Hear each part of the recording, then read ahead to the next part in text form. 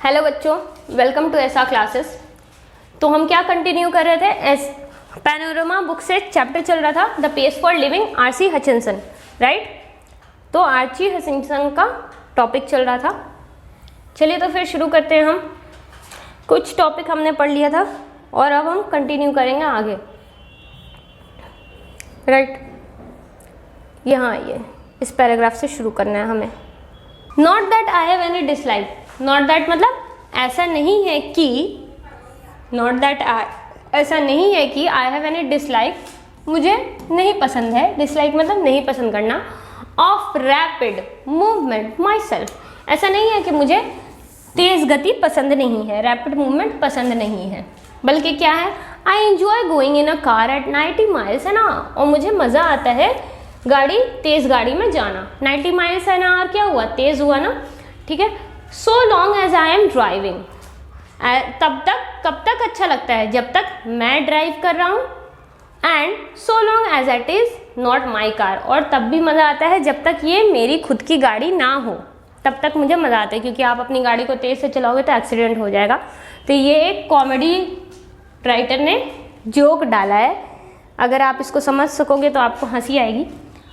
तो ऐसा कहना है क्या मतलब है कि मुझे फास्ट चलना पसंद है, ऐसा नहीं है कि मुझे तेज़ गति नहीं पसंद है, मुझे ज़िंदगी में पसंद है, लेकिन मुझे गाड़ी में भी जाना पसंद है, कार भी 90 माइल्स पर आवर पे बैठना भी पसंद है, तब तक पसंद है जब तक मैं ड्राइव कर रहा हूँ और ये मेरी गाड़ी ना हो, ठीक। आई अडोर, अडोर मतलब प्रशंसा करना। I adore the machines that hurl, ज़ोर से, हर्ल का मतलब यहाँ पे लिटरली ये नहीं है कि ज़ोर से उठा के फेंक दिया, ज़ोर से फेंकना। यू एट बैटरसी, ठीक है, बैटरसी एक जगह है लंदन में, यूके, ठीक है, लंदन यूके, ठीक। आई अडोर, मैं प्रशंसा करता हूँ मशीन की जो आपको ज़ोर से या तेज़ी से बैटरसी तक पहुँचा देते हैं। तो डाइन, डाइन मतलब भोजन करना, विशेषता शाम काल में, ठीक है, मतलब डिनर कह सकते हो, शाम का डिनर करना, ठीक है। To dine in London and lunch in New York next day seems to me a most satisfactory experience. क्या करना, लंदन में लंच करना, लंदन में डिनर करना और न्यूयॉर्क में लंच करना दूसरे दिन, मुझे क्या लगता है सबसे संतोषजनक एक्सपीरियंस लगता है। आई एडमिट, मैं स्वीकार करता हूँ।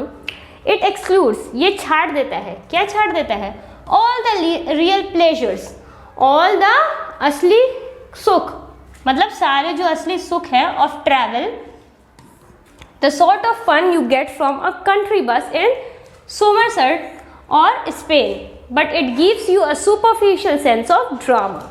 अब देखो बताती हूँ मैं क्या है। चलिए, आई एडमिट, मैं स्वीकार करता हूँ, क्या स्वीकार करता हूँ कि ऐसे ट्रैवल करने से, ये जो रैपिड मूवमेंट है, ये जो तेज़ गति से ट्रैवल करने से क्या हो जाता है, असली जो खुशी है, असली जो सुख है, किस चीज़ का सुख है, ट्रैवल करने का, ठीक है, कहीं से एक जगह से दूसरी जगह जाने का जो असली सुख है वो खो जाता है, वो कहीं ना कहीं छटा जाता है, ये जल्दी जल्दी आने जाने में। वो कैसे होता है, the sort of fun you get from country bus, अगर आप एक स्टेट बस पे बैठते हो, लोकल बस पे, अभी भी ऐसा होता है ना, एटलीस्ट हमारी कंट्री में तो होता है कि अगर आप लोकल बस पे बैठते हो तो वो लोकल बस हर एक स्टॉप पे रुकती है, 2-3 स्टॉप के बाद आपको कहीं ना कहीं कुछ खाने को, छोटी मोटी चिप्स मिल जाएगी, कुछ पीने को मिल जाएगा, कुछ छोटा मोटा नाश्ता मिल जाएगा, कहीं पे समोसे बिक रहे होते हैं। तो ये सब जो छोटा छोटा मज़ा मिलता है, जो खुशी मिलती है एक रास्ते कवर करने में, एक जर्नी में जाने में, वो खुशी हमें तेज़ वाली गाड़ी में या तेज़ सफ़र करने में नहीं मिलती है, ठीक है। ये कहने का मतलब है। इन सोमरसेट और स्पेन, सोमरसेट भी जगह है, स्पेन भी एक कंट्री है, but it gives you a superficial, लेकिन वो क्या करता है, सुपरफिशियल मतलब नकली, सेंस ऑफ ड्रामा, मतलब ये जो तेज़ गति है ना, वो आपको ये खुशी दे या ना दे, लेकिन एक सुपरफिशियल सेंस ऑफ ड्रामा देती है, एक नकली सेंस ऑफ ड्रामा कि मतलब यार देखो मैंने 2 घंटे में इतना ज़्यादा सफ़र तय कर लिया, एक ये वाला एक्साइटमेंट देती है, एक ये वाला ड्रामा ऐड करती है लाइफ में। It was a sort of excitement our ancestors had to do without. अब ये जो फ्रेज है, हैड टू डू विदाउट, ठीक है, इसका मीनिंग अलग से ढूंढिएगा तो नहीं मिलेगा। हैड टू डू विदाउट एक फ्रेज है, साथ में ही यूज होता है, आप कुछ करना नहीं पसंद करोगे। It was a sort of experience, मतलब कि ये जो तेज़ गति वाला एक्सपीरियंस है, ये जो 16 घंटे का सफ़र हम 2 घंटे में तय कर ले रहे हैं, या 3 दिन का सफ़र हम प्लेन से जाते हैं तो हम 4 घंटे में कवर कर लेते हैं, तो वो 3 दिन वाला मज़ा नहीं रह जाता है। तो ये जो ऐसे खुशी हमें जो 3-4 घंटे की जो अभी एयरप्लेन की फैसिलिटी आ चुकी है, उसमें क्या हो रहा है कि ये ऐसी खुशी है जो हमारे पूर्वजों को अगर दी जाती ना, तब भी वो लेना पसंद नहीं करते। वो क्या कहते कि नहीं भाई, हमारी रेलगाड़ी ही सही है, और थोड़े और पूर्वज होते तो वो बोलते नहीं नहीं, हमारी बैलगाड़ी ही सही है, हम 15 दिन में ही जाएंगे, घूमते फिरते मज़े करते हुए जाएंगे। ठीक है, कहने का ये मतलब है, पूरे ये लाइन का ये कहने का मतलब है कि ये जो ऐसा एक्सपीरियंस है कि अगर हम अपने पूर्वजों को देना, हम कहें कि आप जाइए प्लेन से जाइए, तो वो कहेंगे नहीं भाई हम ठीक है, हम जैसे पहले जाते थे वही सही लगता है हमें। ठीक है, तो हैड टू डू विदाउट का मतलब यह हुआ आप कुछ करना नहीं पसंद करोगे। अगर आपके पास ऑप्शन भी होगा, आपको मौका भी दिया जाएगा, फिर भी आप नहीं करोगे। ठीक, आगे बढ़ते हैं। And we might just as well accept it gratefully, और हम ये कृतज्ञता पूर्वक एक्सेप्ट कर सकते हैं। और हम ये बात को हमें कैसे एक्सेप्ट करना चाहिए? कृतज्ञता के साथ एक्सेप्ट करना चाहिए। अच्छा, ये ग्रेटफुली का, ये वही ग्रेटफुली है जो GREAT ग्रेट वर्ड से बना है। ठीक है, यहाँ देखिए ई यहाँ पे आ रहा है, और जब हम इसी का ग्रेटफुली बनाते हैं तो स्पेलिंग कुछ यूँ हो जाती, तो इस चीज़ को ध्यान रखिएगा। ठीक है, फ़र्क दिख रहा है ना? GREAT ग्रेट होता है और इसी का ग्रेटफुली GRATE हो जाता है। ठीक है, तो हमें इस सच को, इस बात को कैसे एक्सेप्ट करना चाहिए? कृतज्ञता के साथ मान के चल लेना चाहिए। नोवेयर, नो के बाद यहाँ पे कॉमा है, तो मतलब ये ना का सेंस दे रहा है। ठीक है, नोवेयर साथ में नहीं है, नोवेयर साथ में होता तो मतलब क्या निकलता कि कहीं भी नहीं, लेकिन यहाँ पे ये वो मतलब नहीं निकल रहा है। नो, ठीक है, पहले no. Way speed becomes something unfriendly to me is where the mental activities of our time tend as they naturally do to follow the pace of machines. अब देखें, ऐसा नहीं है कि मुझे स्पीड नहीं पसंद है, लेकिन मुझे स्पीड तब पसंद नहीं आती है, अनफ्रेंडली हो जाती है। स्पीड मेरे लिए कब अनफ्रेंडली हो जाती है? जब मुझे अपना दिमाग लगाना पड़ता है, मेंटल एक्टिविटीज़, मुझे अपना दिमाग लगाना पड़ता है। किस चीज़ में? और टाइम टेंड, टाइम के साथ ढल जाना। किस चीज़ के साथ ढलना? As a naturally do. और हालांकि उनके कहने का मतलब है कि हमारे जो दिमाग में जो एक्टिविटीज़ चलती है, जो हमारा दिमाग काम करता है, वो धीरे धीरे समय के साथ ढलता जाता है। लेकिन हमें क्या पसंद नहीं, हमें अनफ्रेंडली तब हो जाता है जब वो मशीन का पेस फॉलो करने के पीछे पीछे भागता है मेरा दिमाग, और फिर भी वो चीज़ों को समझ नहीं पाता है। Follow the pace of machines. Pace of मतलब क्या हुआ? फॉलो द पेस ऑफ मतलब किसी चीज़ के पीछे भागना, उसकी गति को पकड़ने के लिए, उसकी स्पीड को पकड़ने के लिए। तो हमारे दिमाग उस चीज़ को समझने वाला होता है, तब तक कुछ और हो चुका होता है। कहने का ये मतलब है। ठीक, आगे चलते।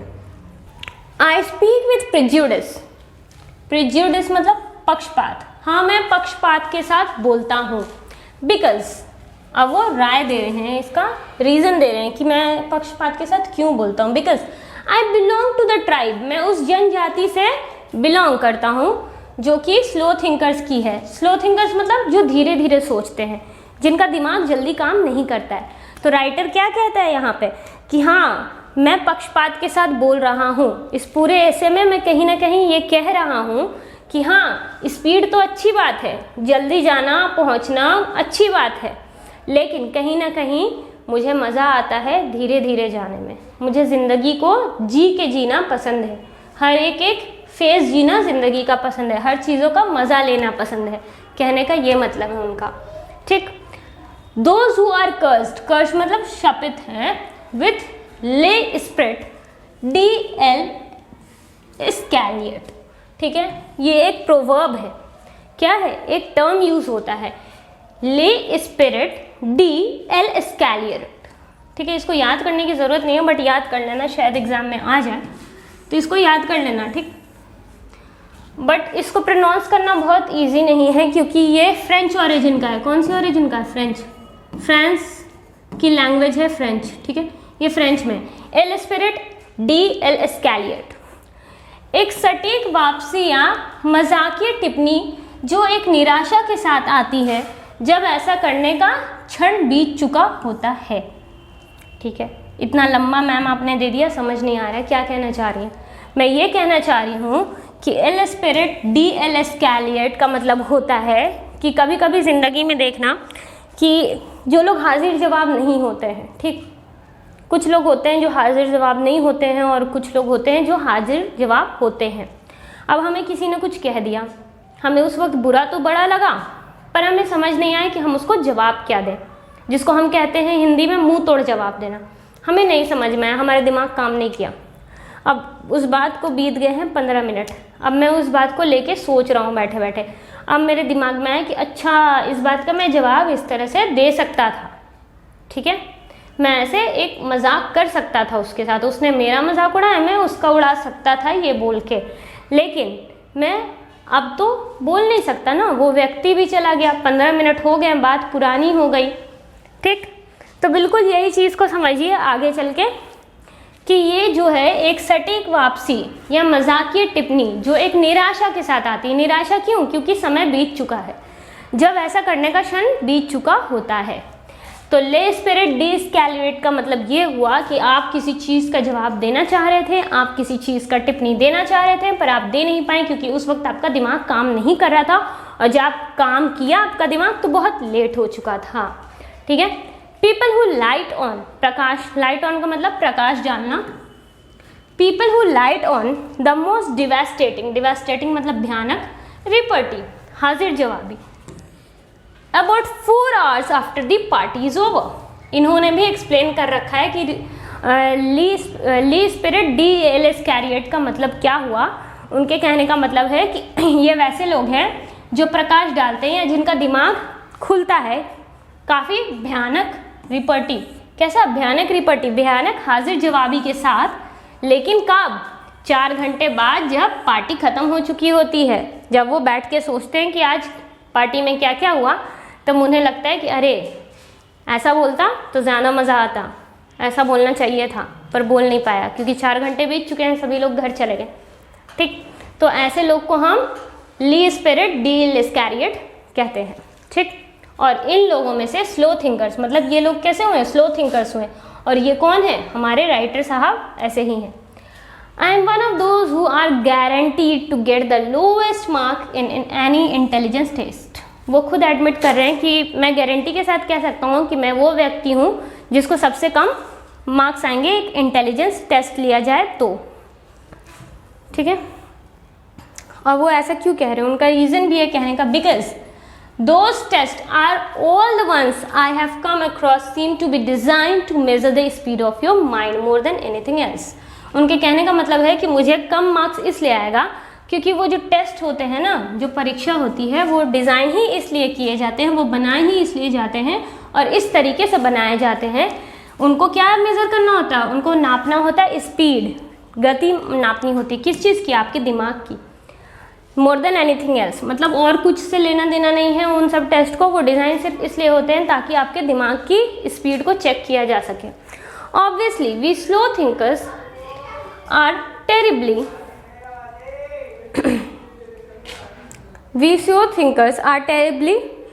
बहुत बुरी तरह से, वो बोल रहे हैं ऑब्वियसली, बिल्कुल, बेशक, वी स्लो थिंकर्स, हम धीरे धीरे सोचने वाले लोग, टेरिबली मतलब बहुत बुरी तरीके से, हैंडीकैप, हम क्या होते हैं? विकलांग होते हैं। विकलांग मतलब सही में विकलांग नहीं होना, बल्कि किसी चीज़ में कम होना। हैंडीकैप इन द बिजनेस, किस चीज़ के बिजनेस में? Business of getting a living, मतलब हमें अपना जॉब करने में, अपना काम ढूंढने में हम बिल्कुल हैंडीकैप होते हैं, हमें कोई काम नहीं देता। अब इसका मीनिंग बताती हूँ। गेटिंग अ लिविंग का मीनिंग है भोजन, वस्त्र आदि के लिए आवश्यक धन कमाना, ठीक है। बेसिकली कह सकते हो नौकरी लगना या धन कमाना। किसका मतलब हुआ? गेटिंग अ लिविंग का, ठीक। But what I am thinking about just now is not so much the practical use of one's mind as its use for enjoyment. उनका कहना है कि अभी जो मैं फ़िलहाल सोच रहा हूँ वो ये नहीं सोच रहा हूँ कि दिमाग का प्रैक्टिकल यूज़ कैसे करते हैं, बल्कि अभी मैं ये सोच रहा हूँ कि दिमाग को यूज़ करके हम इंजॉय कैसे कर सकते हैं, हम खुशी कैसे प्राप्त कर सकते हैं। ठीक है, खुश रहने के लिए भी दिमाग का बहुत बहुत बड़ा भाग इन्वॉल्व होता है। चलिए आगे पढ़ते। एज एन एग्जाम्पल, एक एग्जाम्पल के तौर पे, when I go to the cinema, जब मैं कहाँ जाता हूँ, सिनेमा जाता हूँ, I find myself in a hopeless fog, fog मतलब धुंध, ठीक है, मैं अपने आप को एक होपलेस मतलब जिसमें होप नहीं हो, जिसमें कोई आशा ना हो, निराशा वाली धुंध में पाता हूँ। एंड आफ्टर 2 or 3 minutes, कितने मिनट के बाद, 2-3 मिनट के बाद, I have to turn to my wife, मुझे अपने बीवी की तरफ घूम के पूछना पड़ता है फॉर इनलाइटमेंट। इनलाइटमेंट मतलब यहाँ पे क्या है कि समझाने के लिए, क्योंकि जब भी ये मूवी देखने जाते हैं इनके साथ क्या होता है कि इनको समझ नहीं आता है कि सीन में क्या हो रहा है, तो ये अपनी बीवी की तरफ मुंह करते हैं और उनसे समझते हैं कि सीन में चल क्या रहा है। अब देखिए वो क्या क्या पूछते हैं। एक एग्जाम्पल उन्होंने दे रखा है, आई विस्पर, मैं फुसफुसाता हूँ, फुसफुसाना, विस्पर मतलब फुसफुसाना, ठीक है। I whisper, is this the same girl as the one we saw at the beginning, क्या ये वही लड़की है जो हमने शुरू में देखा था। एंड शी विस्पर्स बैक, और वो फुसफुसा के जवाब देती है, no there are 3 girls in this film, नहीं ये इस फिल्म में 3 लड़कियां हैं। A tall blonde, BLONDE, blonde, I hope पहली बार देखा होगा ये वर्ड ब्लॉन्ड। हम लोग तो नहीं, बाहर कंट्री में फॉरेनर्स बेसिकली आपस में भी लोग काले गोरे का, जैसे हम लोग इंडिया में फ़र्क करते हैं काले गोरे का, वैसे ही वहाँ भी कुछ ना कुछ लेके एक दूसरे में फ़र्क करते हैं लोग। ब्लॉन्ड, ब्लॉन्ड उन लड़कियों को कहते थे, ये जो वर्ड है ये औरतों के लिए यूज़ होता था, और उन औरतों के लिए जिनके बाल पीले या सुनहरे रंग के होते हैं। आपने देखा होगा कुछ अंग्रेज़ों के बाल सुनहरे रंग के होते हैं, पीले रंग के होते हैं, सफ़ेद से थोड़े होते हैं, उनको हम ब्लॉन्ड कहते हैं। ब्लॉन्ड को अमेरिकन सोसाइटी में ऐसा सोचा जाता था कि ब्लॉन्ड जो महिला होती हैं वो बेवकूफ़ होती हैं, उनके अंदर सोचने समझने की सलाहियत नहीं होती है, और ब्लॉन्ड को ज़्यादा खूबसूरत कहा जाता था, ब्लॉन्ड लड़कियों को ज़्यादा खूबसूरत कहा जाता था। तो कह सकते हो ब्यूटी विदाउट ब्रेन, ऐसा समझते थे वहाँ के लोग। तो आगे पढ़ते हैं। एक सुनहरे हल्के लाल रंग या हल्के पीले भूरे रंग के बाल अक्सर महिलाओं के लिए प्रयोग किया जाता है। ये जो ब्लॉन्ड शब्द है महिलाओं के लिए प्रयोग किया जाता है। अब दूसरा क्या बोलती है कि एक लड़की तो टॉल ब्लॉन्ड थी और शॉर्ट ब्लॉन्ड, एक की कम हाइट थी, टॉल मतलब लंबी ब्लॉन्ड थी, एक छोटी ब्लॉन्ड थी, और मीडियम साइज ब्रूनेट, और एक बराबर की हाइट की ब्रूनेट थी। ब्रूनेट मतलब गहरे भूरे बालों वाली एक गोरी महिला, ठीक है। गोरी महिला का मतलब कि ओरिजिन से वो एक वाइट है, एक ब्रिटिश है, लेकिन उसके बाल जो हैं वो भूरे रंग के हैं, वो डार्क कलर के हैं, ठीक, जो कि वहाँ पे कॉमन नहीं है। वहाँ पे अक्सर बाल जो होते हैं गोल्डन से होते हैं। और ये बात ऐसी नहीं है कि ये पुराने ज़माने की बात है, ये अभी भी लोगों की, वहाँ जाइएगा आप तो वहाँ सोच ऐसी है कि जो ब्लॉन्ड हैं वो बेवकूफ़ होते हैं और जिनके बाल भूरे हैं उनमें थोड़ा दिमाग होता है। वो आपस में एक दूसरे में भी इस तरह का डिवीज़न करते हैं, भेदभाव करते हैं, जैसे हम इंडियंस गोरे काले का भेदभाव करते हैं। कॉल देम ABC, बीवी क्या कहती है उसकी कि हम जो तीनों लड़कियां हैं उनको क्या टैग लगा देते, ABC। The hero is that man, hero वह आदमी है who takes his hat off, जो अपनी टोपी निकालता है, व्हेन ही कम्स इंडोर, जो अंदर घुसते समय अपनी टोपी निकालता है। He is going to fall in love with the girls, तीनों लड़कियों से प्यार में पड़ेगा, लेकिन सीक्वेंस क्या होगा, पहले B से, फिर C से, फिर A से, ठीक है, in that order. And so it proves to be. There you have a mind which has trained itself to work in high gear, though as a matter of fact it can work in other gears just as well। तो ये क्या कहता है, और ये prove हो गया कि इसकी बीवी का जो दिमाग है वो ट्रेंड है कैसा, जल्दी, हाई गियर मतलब चीज़ों को जल्दी जल्दी समझ सकती है इसकी बीवी, लेकिन ये नहीं समझ सकता, और वो धीरे स्लो चीज़ों को भी समझ सकती है, लेकिन इसका दिमाग इतना जल्दी काम नहीं करता जितना जल्दी इसकी बीवी का करता है, ये कहना चाह रहे हैं।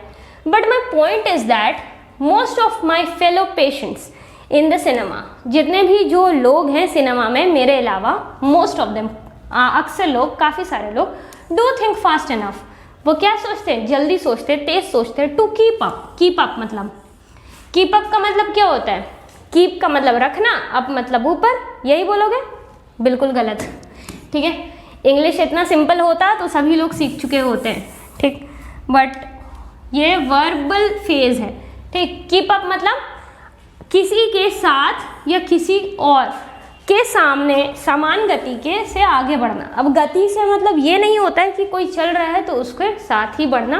कीप अप का मतलब है कि सपोज मैं पढ़ा रही हूँ और मैं किसी बच्चे का चेहरा देख रही हूँ कि उसका फेस बना हुआ है ऐसा कन्फ्यूजन वाला, तो मैं उसको क्या पूछूंगी, are you keeping up with me, are you keeping up with me, मतलब जो मैं पढ़ा रही हूँ तुम उसके साथ साथ सेम पेज पे हो। और एक और वर्ब यूज, एक और फ्रेज यूज होता है, are we on the same page. तो इसका मतलब क्या होता है, क्या हम लोग सेम चीज़ों को समझ रहे हो, जो मैं पढ़ा रही हूँ या जो मैं बोल रही हूँ, क्या तुम भी वही चीज़ समझ रहे हो या तुमको भी वही समझ में आ रहा है। तो कीप अप का मतलब यहाँ पे यही हुआ कि जो कुछ भी मूवी में चलता है, जल्दी जल्दी प्लॉट में चेंज आता है, सीन में चेंज आता है, तो मोस्ट ऑफ द लोग जो मूवी देख रहे हैं उनके अंदर ये सलाहियत है, उनके अंदर ये कैपेसिटी है कि वो मूवी की सीन को समझ सके और उसके साथ साथ सेम गति में, सेम स्पीड में चल रहे हैं, उनका दिमाग समझ पा रहा है साथ ही साथ जैसे जैसे सीन चेंज हो रहा है, ठीक है।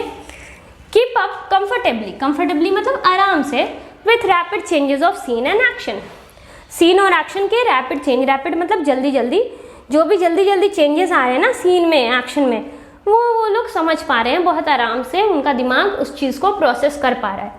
They think much faster than people did 30 years ago।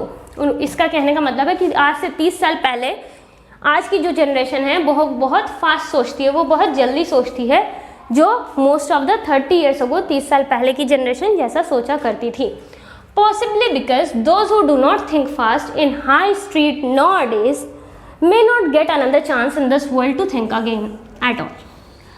ठीक है, उनका कहने का मतलब है कि ऐसा इसलिए भी हो सकता है क्योंकि आजकल जो इंसान जल्दी नहीं सोचता है, जो इंसान जल्दी नहीं समझता है चीज़ों को, उसको ज़िंदगी दोबारा मौका नहीं देती है, उसको ये दुनिया दोबारा मौका नहीं देती है बिल्कुल भी सोचने का, थिंक एट ऑल, मतलब उसको दोबारा सोचते सोचते तक सीज़न चेंज हो जाता है, सिचुएशन चेंज हो जाती है और प्लॉट चेंज हो चुका होता है।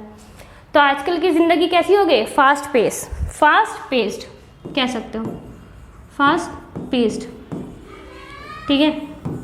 पहले की मूवीज़ भी देख लो, उसमें एक हीरो रहता था, उसको पूरी मूवी में वो बस एक काम करता था, वो होता था हीरोइन को पाना, शादी करना उससे, बस यही पूरी फिल्म ख़त्म हो जाती थी। और आजकल की मूवी में देखो, हीरो गुंडे से भी लड़ लेता है, हीरोइन को भी बचा लेता है, साथ ही साथ कुछ पॉलिटिक्स अलग चल रहा होता है, वो भी हो जाता है। तो ये ज़माना इस तरह से बदल रहा है, ये पेस ऑफ लिविंग हमारा बदल रहा है, हमारे रहने सहने का तरीका बदल रहा है, राइटर का कहने का ये मतलब है। और वो खुद को स्लो थिंकर कंसिडर करते हैं, वो कहते हैं कि ज़िंदगी को आराम से जीने में जो मज़ा है वो जल्दी जल्दी जीने में नहीं है, ठीक। अच्छा, ये कंप्लीट हो गया हमारा चैप्टर। नेक्स्ट वीडियो में हम क्वेश्चन आंसर करेंगे, सब्जेक्टिव ऑब्जेक्टिव, ठीक, क्लियर है। तो मिलते हैं नेक्स्ट क्लास में, टिल देन आप रिवाइज करिए इसको। Okay, thank you so much.